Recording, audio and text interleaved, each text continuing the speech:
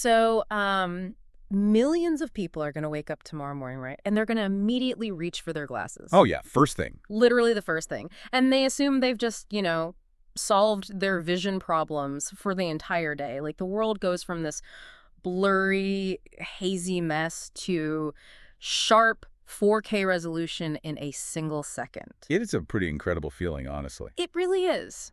And this is what we're getting into today. Treating your eyes solely with a piece of curved glass. I mean, it's like putting a world-class ultra-high-definition lens on a camera, but the internal battery of the camera is just completely dead. That's a great way to put it, yeah. Right. So today we are diving into a massive stack of research that really forces us to look at that morning routine entirely differently. Welcome to today's deep dive, everyone. Our mission here is to uncover the crucial difference between merely correcting the physics of your vision and actually, nourishing the biology of your eyes. Which are two very different things. Completely different. So, okay, let's unpack this. Because glasses really are a marvel of engineering. But at the end of the day, they are just a mechanical fix for a biological organ. Exactly. I mean, they are purely a physics solution. When you put on prescription lenses, whether that's for, nearsightedness, farsightedness, astigmatism, whatever, you are simply placing a tool in front of your face that bends incoming light. It just changes the angle, right? Right. It alters the angle of that light so it hits the retina, the back of your eye, perfectly. Yeah. And that is literally all glasses do. They redirect photons, they improve how images are focused. But they don't do anything for the actual eye itself. No, absolutely nothing to provide the cellular fuel that supports the underlying structure of the eye. Like your analogy, they don't charge the battery, and they definitely don't repair the internal wiring. So if you're listening to this, you have to ask yourself, are you just putting a new lens on your eyes every few years, or are you actually taking care of the machinery behind the lens? Yeah, that's the core question we have to look at. Because what does this actually mean for the physical organs sitting in my skull? Like if I go to the optometrist, I get a brand new prescription, and my vision is now a flawless 20/20 with my glasses on. Is my eye still getting physically exhausted under the surface? Oh, absolutely. Because if the picture is perfectly sharp, what is the eye actually doing all day that requires so much battery power? Well, what's fascinating here is that the clarity of the image you see, it does not negate the intense physical exertion of the organ itself. Once that perfectly bent light hits your retina, an absolute biological marathon begins. A marathon. Okay, yeah. The human eye has one of the highest metabolic demands in your entire body. Yeah. I mean, the retina actually consumes more oxygen per unit of weight than the brain does. Wait, really? More than the brain? Yes. Every single second you're awake, your eyes are converting light into electrical signals. You have millions of photoreceptor cells firing continuously. Just constantly working. Constantly. And blood is pumping through this dense network of microcapillaries to deliver that oxygen and, sweep away the cellular waste. And mechanically, there are muscles working nonstop too, right? Because we aren't just staring straight ahead at a fixed point all day long. Right, right. You have the extraocular muscles, which are constantly moving the eyeball around to track objects. But then you also have the ciliary muscle inside the eye. Okay, what does that one do? So that muscle changes the shape of your lens to focus on objects at varying distances. Like when you look down at your phone, that muscle has to physically contract. Got it. And then when you look up at the horizon, it relaxes. Doing that back and forth, thousands of times a day, while adjusting to different lighting conditions, distinguishing millions of colors, packaging all that data. And sending it all up the optic nerve. Exactly. Sending it to the brain. It requires a massive, steady supply of biological fuel. Which honestly makes total sense when we consider how far we've pushed this system away from its original design. Looking at the research data we gathered for this deep dive, it is so clear we are putting our eyes through an unprecedented digital stress test. Oh, for sure. It's an evolutionary mismatch. Yeah.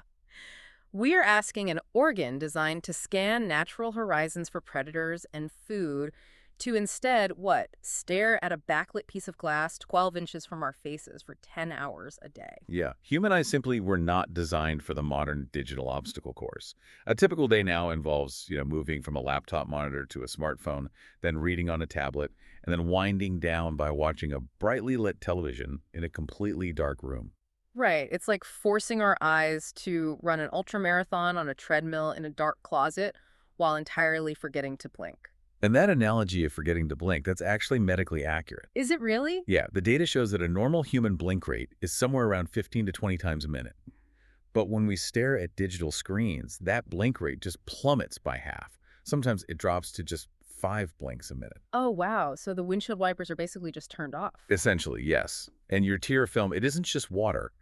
It's this complex structure with a mucus layer, a watery aqueous layer, and an outer lipid or oily layer that actually prevents evaporation. Okay, so it's a whole system. Right. And every time you blink, you spread that oily layer across the eye. When you stare at a screen and stop blinking, the watery layer evaporates. Yikes. Yeah, the surface of the eye literally starts to dry out, which causes friction and inflammation.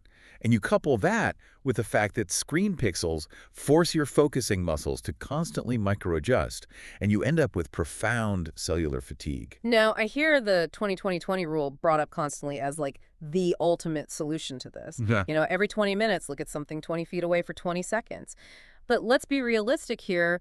Nobody in a deep state of focus at work is setting a timer to stare at a blank office wall every 20 minutes. Yeah, it's tough to actually do. So does a brief 20-second break actually do enough biologically to counteract 8 solid hours of screen time, or is that just a Band-Aid? Well, it's not a cure-all, obviously, but biologically it is far more than a Band-Aid. Remember that ciliary muscle we just talked about? The one that contracts to focus on close stuff? Right. When you hold your phone in front of your face for an hour, that muscle is held in a state of continuous contraction. It is the biological equivalent of holding a deep squat for 60 minutes. Oh, that sounds painful when you put it like that. Exactly. So looking 20 feet away is the specific distance required to force that ciliary muscle to completely relax. So those 20 seconds are crucial. It breaks the spasm. It resets the muscle. And I guess it reminds you to blink, too. Crucially, yes, it breaks the non-blinking trance, which allows the lipid layer of your tear film to recoat the eye. Okay, so I can see how breaking that muscular tension is mandatory, along with, adjusting screen brightness so it matches the ambient light in the room rather than staring at a glowing rectangle in pitch black. Yeah, that contrast is killer. And drinking enough water to actually supply the tear film in the first place, like those are the behavioral mechanics. We reduce the friction. But looking through this research, reducing friction isn't the same as repairing the engine. If we want to actually rebuild and maintain the eye's tissues for the long haul, we have to look at the chemical building blocks. We need to talk about the nutritional arsenal. Because you can drive the car carefully, but if you don't put oil in the engine, it will still seize up eventually. Right. The eye is no different.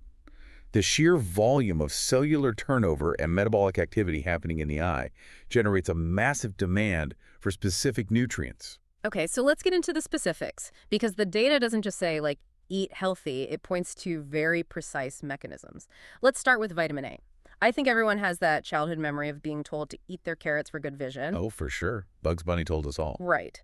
But what is the actual biological mechanism there? Like, what is vitamin A actually doing inside the retina? So vitamin A is the foundational building block for a protein called rhodopsin. Rhodopsin. Okay. Yes. Rhodopsin is located in the photoreceptor cells of your retina, specifically the rods, which are responsible for your vision in low light. Okay. Now, when a particle of light, a photon, hits rhodopsin, the protein actually changes shape and splits apart. This structural change is what triggers the electrical signal to your brain that says, hey, I see something. Wait, so the light essentially breaks the protein to send the signal. Yes, it's a process called bleaching. But here is the catch. To see the next photon of light, your eye has to immediately rebuild that rhodopsin protein. Oh, wow. And to do that, it requires a constant, steady supply of vitamin A. Without enough vitamin A, your eyes simply cannot regenerate rhodopsin fast enough. Which is why a deficiency first shows up as poor night vision, right? Like your eyes literally take longer to adjust to a dark room because they are just waiting on the materials to rebuild those light receptors. Exactly. The supply chain is lagging. That is fascinating. The light breaks it, vitamin A rebuilds it millions of times a day. Yep. Okay, now let's move to vitamin C. Because normally, if I feel a cold coming on, I reach for vitamin C. I don't usually associate it with ocular health. This is where we have to look at the byproduct of all that metabolic activity. Yeah. We mentioned earlier that the eye consumes a massive amount of oxygen. Right, more than the brain. Yeah. So you combine that oxygen with constant exposure to ultraviolet light from the sun and high-energy blue light from screens, and you create an environment that is highly susceptible to oxidative stress. Oxidative stress meaning the creation of free radicals. Precisely. Free radicals are essentially unstable molecules that are missing an electron. So they will violently rip electrons from healthy cells in your retina to stabilize themselves. Which causes cellular damage. Right. Think of it as biological rust. Biological rust, I like that. Yeah, and vitamin C is a powerful antioxidant. It acts as a chemical shield. It willingly donates an electron to those free radicals, neutralizing them before they can damage the delicate macular tissue. Yeah. In fact, the fluid inside your eye, the aqueous humor, has an incredibly high concentration of vitamin C compared to the rest of your blood plasma. Yeah. The eye literally hoards it for protection. It's a liquid shield against biological rust. That's wild. And vitamin E works in a similar protective capacity. It does, but vitamin E is fat-soluble, Hmm. whereas vitamin C is water-soluble. So vitamin E specifically protects the fatty acids that make up the cell membranes in the retina from that same oxidative damage. So they work as a complementary team. Exactly. One protects the water-based environments, the other protects the fats. Okay, but here's where it gets really interesting. Because there's a nutrient in this data stack that completely caught me off guard. Zinc. I guess. Zinc. I mean, I only ever associate zinc with throat lozenges when I have a scratchy throat. Ah. What role is a cold and flu mineral playing in my visual acuity? Oh, this is where the biological logistics get incredibly interesting. So we established that you need vitamin A to rebuild rhodopsin in the retina, right? Right. Well, your body stores its reserve of vitamin A in the liver, and it doesn't do your eyes any good sitting all the way down there. Zinc is required to produce a specific protein, retinol-binding protein that acts as the biological shuttle bus. Wait, so without zinc, the vitamin A is just trapped in the liver? Exactly. You could eat a mountain of carrots, you could have plenty of vitamin A in your system, but without adequate zinc to act as the transport mechanism, that vitamin A never actually reaches the retina. That is crazy. Yeah, zinc is the logistical supply chain that keeps the eye functioning. On top of that, zinc itself is highly concentrated in the macula and is a key structural component of various enzymes the eye uses to clear out cellular waste. It is such a brilliantly interconnected ecosystem. You need the vitamin A to see, the zinc to move the vitamin A, and the vitamin C and E to protect the whole factory from rusting. That is a perfect summary. And the research also emphasizes plant antioxidants, things like lutein and zeaxanthin, which are, naturally occurring compounds from colorful fruits and vegetables. Yes, and those specific plant antioxidants actually deposit themselves directly into the macula, the center of the retina. Okay. They act as a sort of internal biological sunglasses.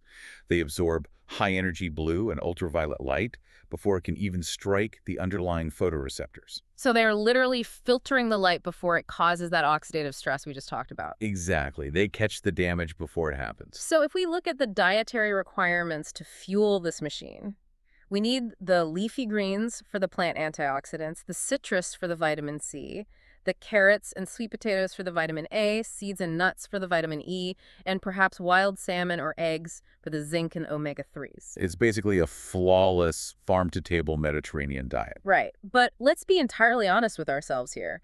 How much of the visual fatigue and biological wear and tear people experience is just a byproduct of modern convenience diets failing to deliver these raw materials? Oh, a significant amount. This is what we call the consistency gap. A consistency gap. Yeah. The science of what the eye needs is incredibly clear. But the reality of, say, a Tuesday afternoon where you skip lunch to answer emails, or you grab a highly processed sandwich on the go, it means your body is not getting that robust, diverse nutritional profile. Right. Life gets in the way. Exactly. Your eyes are still running the marathon, they are still demanding the fuel, but the supply chain is constantly interrupted by our busy modern schedules. And this brings us to a major shift happening in the way we approach wellness. Because for decades, the model for eye care was incredibly reactive. Very reactive. You wait until your vision gets blurry, you go to the doctor, you get a stronger prescription, and you put a thicker piece of glass on your face. You treat the symptom. But this research highlights a massive pivot toward proactive, long-term biological maintenance. People are finally starting to ask the right questions. They are realizing that preserving their vision for the next 20 or 30 years requires maintaining the cellular health of the organ today. Yeah, you can't just wait for it to break. Right. You cannot just wait for the machinery to degrade and hope a new lens fixes it. And because of that consistency gap with our daily diets, we are seeing the rise of specific nutritional support designed to bridge the divide. The research specifically highlights Visium Plus. And looking at this, it isn't just a generic multivitamin. It's engineered specifically for this ocular supply chain we've been breaking down. Right. What makes a formulation like Visium Plus notable is its comprehensive approach. It doesn't rely on just a single isolated ingredient. Okay. If we connect this to the bigger picture, it provides the vitamin A, the vitamin C, the vitamin E, and the zinc, the core foundational builders and transporters. But it also integrates plant extracts and, quite interestingly, mushroom extracts, which are gaining significant traction in cellular health research. I was actually going to ask about the mushrooms because that feels very distinct from traditional eye vitamins. Like, what are fungi doing for ocular health? It's a great question. Certain medicinal mushrooms are rich in beta-glucans and unique antioxidants that support systemic cellular health and help the body adapt to biological stress. Systemic stress, meaning the whole body. Yeah. Remember that the eye is packed with microscopic blood vessels that are highly susceptible to inflammation and poor circulation. While the core vitamins act as direct fuel and shields, the compounds found in these mushroom extracts are thought to support overall microcirculation. Oh, I see. Yeah, they help mitigate the systemic stress that accelerates cellular aging. It's about creating a more resilient biological environment for the eye to operate within. Okay, I want to be extremely precise here so we don't give anyone the wrong idea. Sure. To be clear, this is not some magic pill that is going to fix a refractive error. You aren't going to take Visium Plus and suddenly throw your astigmatism glasses in the trash. It's more like a structural insurance policy for your diet, right? That is the critical distinction, absolutely. Yeah. Visium Plus is not a replacement for prescription eyewear. If the physical shape of your eyeball requires a lens to bend light properly, you still need that mechanical fix. Right. Furthermore, it does not replace routine, comprehensive eye exams by a medical professional to screen for serious conditions. You still have to go to the eye doctor. Exactly. What it does is act as a complement to your lifestyle. If you are already drinking water, trying to take screen breaks, wearing your sunglasses, and aiming for a decent diet, a targeted supplement acts as structural insurance. It fills the gaps. Right. It ensures that even on the days your diet is compromised by a busy schedule, the cells in your eyes are still receiving the baseline fuel they need to keep functioning. It's about realizing there are two separate pillars of vision care. Clear vision, which is the physics of how sharply you see the world today through your glasses, and healthy eyes, which is the biology of preserving the physical organ for the decades to come. They are completely different mechanisms, but they are intrinsically linked. You cannot ignore one in favor of the other. The mechanical correction allows you to navigate the world safely, but the biological nourishment is what allows that complex cellular machinery to endure a lifetime of work without premature degradation. And supporting that biology doesn't require overhauling your entire existence. It's the small compounding habits. It's forcing yourself to look 20 feet away to break the ciliary muscle spasm. It's remembering to blink. It's hydrating so your tear film doesn't evaporate. And it's ensuring you have a steady supply of vitamin A, zinc, and antioxidants, whether that comes from a perfectly curated diet or targeted support like Visium Plus. Consistency is far more valuable than a few days of perfection. The metabolic demand of the eye never stops. Therefore, the support you provide it shouldn't stop either. It's about daily, consistent maintenance. Which leaves us with one final, deeply fascinating thought to end on today. The data we reviewed emphasizes that the eye isn't just a camera floating in your skull. It is neurologically an extension of your brain. It really is. The optic nerve connects directly to your visual cortex. Every single second you are awake, your eyes are sending massive amounts of data across that biological bridge. It is the primary way we interface with reality. Exactly.